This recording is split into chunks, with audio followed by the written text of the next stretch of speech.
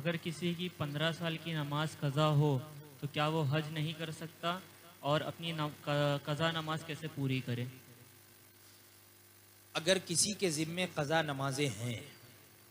तो अगर चंद वक्तों की है, उसे मालूम है कि फ़लाँ फ़लाँ फ़लाँ वक्त जो है वो नमाज क़ज़ा हो गई है, तो नियत करे तो उसी वक्त की। इसलिए कि नमाज के लिए जो फ़र्ज़ नमाज है वो उसमें वक्त की नियत भी शर्त है। अगर वक्त और दिन मुतय्यन नहीं करेगा तो नमाज फ़र्ज़ अदा नहीं होगा, ये याद रखिएगा। चाहे क़ज़ा पढ़ रहा हो कि अदा पढ़ रहा हो, किस दिन की, कौन से वक्त की, कौन सी नमाज पढ़ रहा है, ये तय्युन ज़रूरी है। अब अगर किसी को पता ही नहीं है, मालूम ही नहीं है, 15 साल जैसे कि सवाल में है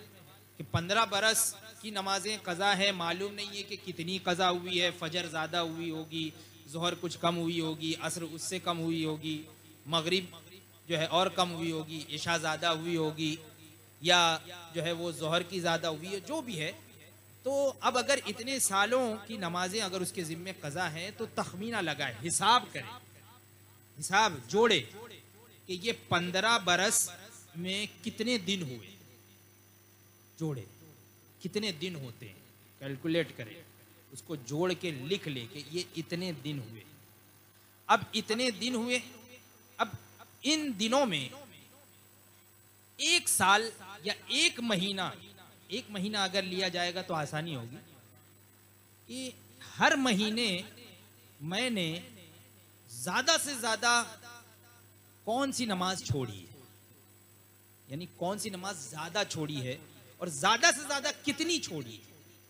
कितनी। जैसे कि फजर की नमाज किसी महीने में मेरी जो है वो 10 दिन कज़ा हो गई, किसी महीने में 5 दिन कज़ा हुई, तो जो ज़्यादा से ज़्यादा है उसको ले और उसके हिसाब से हर महीने के जो है, मिसाल के तौर पे अगर 10 दिन की कज़ा हुई होगी, आप एक बार तखमीना लगाएं, तो अब 10 दिन हर महीने के हिसाब से जोड़ लें, तो फजर का कितना होता है वो जोड़ लीजिए। जोहर में इसी तरह देख लीजिए कि जोहर ज़्यादा पड़ी जाती है तो कितना होता है, तखमीने में ऐसे अलग अलग हर वक्त की नमाज कितने दिन की हुई, कितनी नमाज, ये जोड़ लीजिए। फिर उसके बाद कज़ा नमाज आप जब पढ़ें तो ये कज़ाए उम्री है, और मैंने बताया कि नीयत ज़रूरी है वक्त की। तो अब यहाँ पर चूंकि हमें मालूम नहीं है कि कब कज़ा हुई, किस वक्त कज़ा हुई, किस दिन कज़ा हुई, तो इसलिए आप जब कज़ा की नीयत करें तो मिसाल के तौर पे फ़जर की आप कज़ा की नीयत कर रहे हैं, तो इस तरीके से कज़ा करें कि कज़ा की नीयत करें कि मेरे ज़िम्मे फ़जर की जो मेरे ज़िम्मे फ़जर की जो सबसे पहले वाली कज़ा है उसे मैं अदा कर रहा हूं। जो सबसे पहले वाली है तो वक्त मुतय्यन हो गया, जो सबसे पहले कज़ा हुई होगी वही वक्त मुतय्यन हो गया, यानी पहली नमाज एकदम फर्स्ट जो फजर की आपके ज़िम्मे कज़ा हुई उसकी